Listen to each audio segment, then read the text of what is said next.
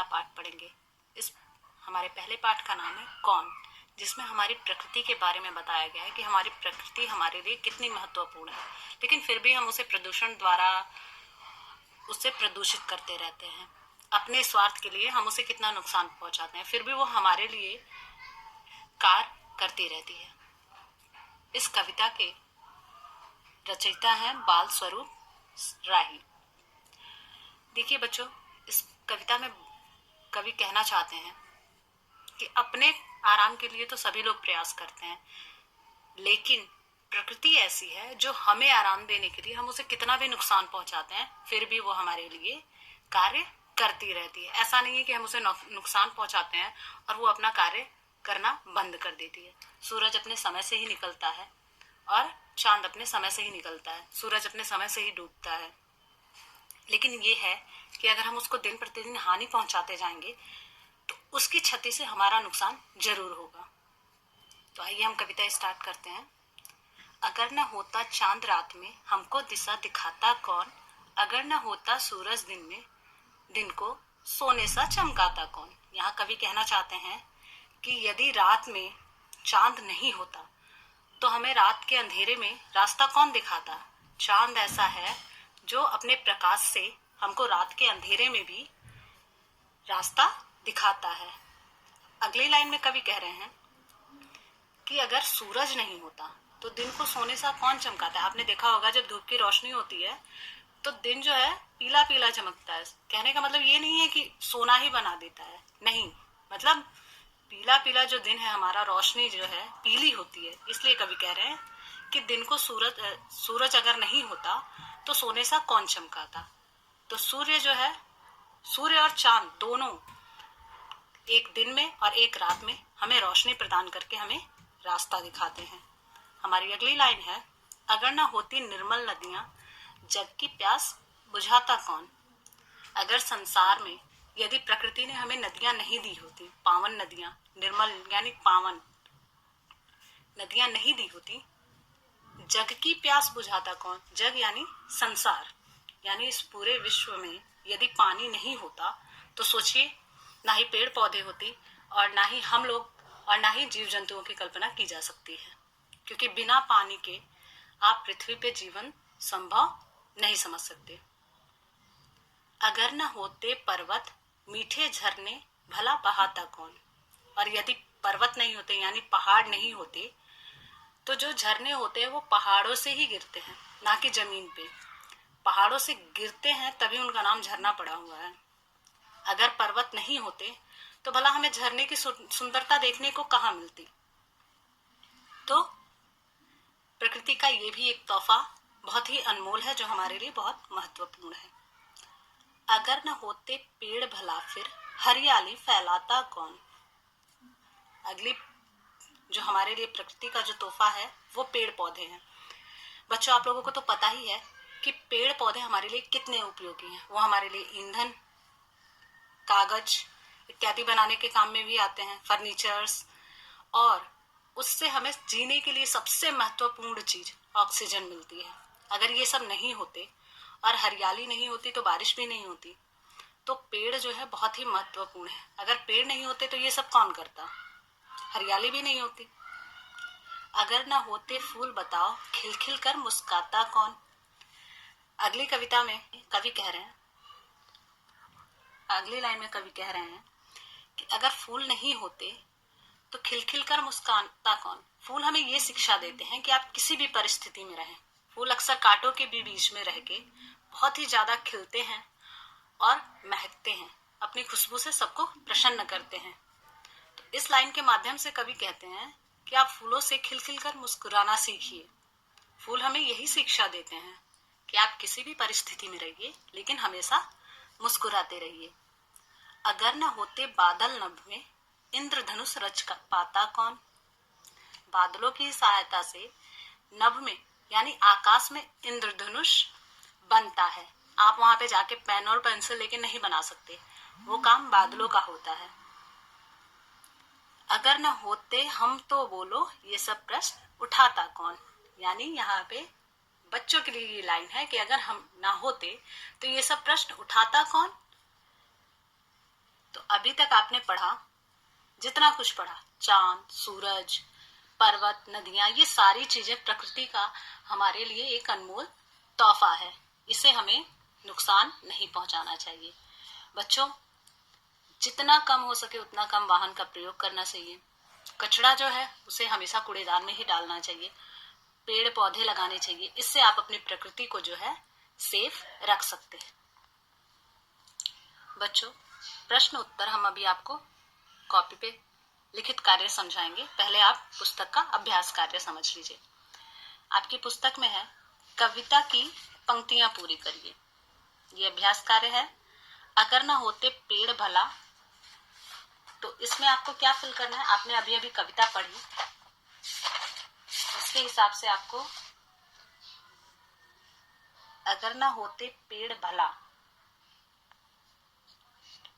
पहली आपकी लाइन है अगर ना होते पेड़ भला, फिर हरियाली फैलाता कौन। यहाँ फिर और यहाँ कौन।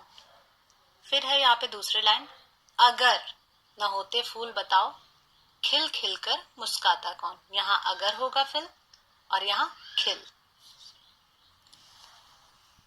उसके बाद हमारी अगली लाइन है, अगर न होते बादल, नभ में इंद्रधनुष रच पाता कौन। अभ्यास कार्य के बाद उस अभ्यास कार्य के बाद आपका अगला अभ्यास कार्य आता है, पाठ में से ऐसी 4 पंक्तियां छांट कर लिखिए जिनमें प्रश्न पूछे गए हैं। तो अभी अभी आपने कविता पढ़ी भी है और समझी भी है। तो पहली लाइन हो जाएगी हमारी, हमको दिशा दिखाता कौन। हमारा एक प्रश्न ये हो गया। फिर दिन को सोने सा चमकाता कौन। तीसरा प्रश्न हमारा हो जाएगा, जग की प्यास बुझाता कौन। और हमारा चौथा प्रश्न हो जाएगा, झरने भला बहाता कौन। हमारा अगला अभ्यास कार्य है, क्या, कौन, कहां, क्यों और कब शब्दों का केवल एक बार क्रम से प्रयोग करके नीचे दिए गए वाक्यों को प्रश्नवाचक वाक्यों में बदलिए। तो बच्चों, ये आपका पहला उदाहरण दिया हुआ है, आज पानी बरसेगा। ये उत्तर है, एक तरह से ये उत्तर है। इनको आपको प्रश्नों में बदलना है। आज पानी बरसेगा, तो यहाँ उदाहरण के लिए दिया हुआ है, क्या आज पानी बरसेगा। रो रहा है, अमन रो रहा है, तो हमारा अगला प्रश्न बनेगा, अमन क्यों रो रहा है। उसी प्रकार ये तीनों भी होंगे, लेकिन ये आपको खुद करने हैं और ये आपको अपनी होमवर्क कॉपी में करने हैं। अगला है, चित्र पहचानिए तथा इनके लिए 2-2 समानार्थी शब्द लिखिए। तो बच्चों, पहले चित्र में चांद बना हुआ है, तो चांद के 2 पर्यायवाची हो जाएंगे। एक आपका हो जाएगा राकेश और दूसरा हो जाएगा मयंक। अगले चित्र में ये बादल बना हुआ है, इसके लिए आपका एक पर्यायवाची हो जाएगा मेघ और दूसरा हो जाएगा घन। तीसरे चित्र में फूल है, तो फूल के लिए सुमन, पुष्प, कुसुम इत्यादि, इनमें से कोई भी 2 आप लिख सकते हैं। अगला है पेड़, यहाँ पेड़ का चित्र दिया हुआ है, तो पेड़ के लिए वृक्ष और तरु। अगला है सूरज, इसके लिए सूर्य और रवि। अगले चित्र में पहाड़ बना हुआ है, तो इसका पर्यायवाची हो जाएगा पर्वत और शैल। बच्चों, आपका ये अगला एक्सरसाइज है, जो सही है उन पर सही और जो गलत है उन पर गलत का निशान लगाइए। यहाँ पे आपको बहता हुआ पानी दिख रहा है और इसमें कुछ कुछ लोग अपना अपना काम कर रहे हैं। किसान खेत सींच रहा है, यहाँ नाव चला रहे हैं, यहाँ धोबी कपड़े धो रहे हैं, यहाँ एक व्यक्ति अपने पशुओं को नहला रहा है और यहाँ कारखानों से कचरा निकल रहा है। तो इसमें यह जो भी सही है, इसमें आपको सही का निशान लगाना है और जो गलत है, यानी जो हमारी प्रकृति को नुकसान पहुंचाता है, उस पे गलत का निशान लगाना है। ये आप स्वयं करेंगे। बच्चों, अभी आपने पुस्तक के अभ्यास से कार्य किए और उसमें एक गृह कार्य भी दिया गया था। अब है, ये एक बार जान लीजिए आप लोग, ये कक्षा 4 का है, पाठ 1, पाठ का नाम कौन। तो आपको इसमें पाठ से संबंधित चित्र बनाना है। प्रकृति से संबंधित हो या फिर पेड़ पौधों से संबंधित, वही चित्र आपको या तो बनाना है या फिर चिपकाना है, यानी पेस्ट करना है या ड्रॉ करना है। इसके बाद हम सारांश लिखते हैं। आपको अच्छी तरह पता है कि सारांश क्लास वर्क कॉपी में ही किया जाएगा। पाठ का सार यह है कि अपने आराम के लिए तो सभी प्रयास करते ही हैं, लेकिन प्रकृति हमारे आराम के लिए अधिक योगदान देती है और हम प्रदूषण फैलाकर उसी को हानि पहुंचाते हैं। यदि प्रकृति हमें साधन न देती तो हमारा जीवन दूभर हो गया होता। अभी आपने प्रकृति के दिए हुए अनमोल चीजों के बारे में पढ़ा है, तो उसके हिसाब से अगर देखा जाए तो प्रकृति ने अगर ये सारी चीजें हमें ना दी होती तो वाकई में हमारा जीना दूभर हो गया होता। इसके बाद आप अपनी क्लास वर्क कॉपी में यह शब्दार्थ करेंगे। पहला है चांद, इसका अर्थ है चंद्रमा। निर्मल, साफ, स्वच्छ, नभ। आकाश, पर्वत, पहाड़, गिरी। दिशा, रास्ता। प्रश्न, सवाल। जग, संसार।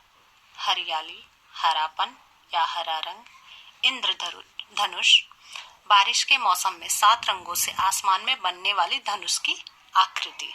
बच्चों, अभी मैंने कहा था आपसे कि हम जो है प्रश्न उत्तर कॉपी में करेंगे, तो वो आपको कॉपी में यहाँ लिखित कार्य बताया जा रहा है, ये आपको क्लास वर्क कॉपी में करना है। हमारे मौखिक प्रश्न है। पहला प्रश्न है, रात में दिशा दिखाता कौन? उत्तर, रात में दिशा चांद दिखाता है। प्रश्न 2, दिन को सोने सा कौन चमकाता है? उत्तर, दिन को सोने सा सूरज चमकाता है। प्रश्न 3, नदियां क्या काम करती हैं? उत्तर, नदियां सबकी प्यास बुझाने का काम करती हैं। प्रश्न 4, झरने कहाँ से निकलते हैं? उत्तर, झरने पर्वत से निकलते हैं। प्रश्न 5, झरनों के पानी का स्वाद कैसा होता है? तो झरनों के पानी का स्वाद मीठा होता है। अब हमारे प्रश्न उत्तर है, ये भी आपको अपनी क्लास वर्क कॉपी में ही करना है। सूरज और चांद हमारी सहायता कैसे करते हैं? सूरज और चांद अपनी रोशनी से हमें रास्ता दिखाकर हमारी मदद करते हैं। प्रश्न 2, फूलों का कौन सा गुण अपनाना चाहिए? तो फूलों का सदैव मुस्कुराने का गुण अपनाना चाहिए। इंद्रधनुष को कौन और कहाँ रचता है? इंद्रधनुष को बादल, आकाश में रचता है। प्रश्न 4, इस कविता के रचनाकार का क्या नाम है? इस कविता के रचनाकार का नाम बाल स्वरूप राही है। प्रश्न 5, अगर पर्वत न होते तो क्या होता? उत्तर, अगर पर्वत न होते तो पृथ्वी पर निर्मल व मीठे झरने नहीं बहते। अब है आपका वाक्य प्रयोग। पहला है रात, सर्दी में रातें लंबी होती हैं। दूसरा, सोना, सोने को कनक भी कहते हैं। तीसरा, हरियाली, झंडे का हरा रंग हरियाली का प्रतीक है। चौथा, पर्वत, हिमालय सबसे ऊंचा पर्वत है। पांचवा, इंद्रधनुष, इंद्रधनुष में 7 रंग होते हैं। बच्चों, ये सारी चीजें आपको अपनी क्लास वर्क कॉपी में करनी है। और अब है ये आपका गृह कार्य, ये आपको अपनी होमवर्क कॉपी में करना है। अपने पर्यावरण को हरा भरा रखने के लिए आप क्या क्या करेंगे, अपनी कल्पना से लिखिए। ये आपको अपने अनुसार लिखना है कि आप अपनी प्रकृति को जो है हरा भरा रखने के लिए क्या क्या कर सकते हैं। जैसे पेड़ पौधे लगा सकते हैं, पानी बचा सकते हैं, पानी को गंदा करने से बचा सकते हैं। तो इसी हिसाब से आप अपनी कल्पना के अनुसार कि मतलब आप क्या क्या कर सकते हैं वो चीजें आपको लिखनी है।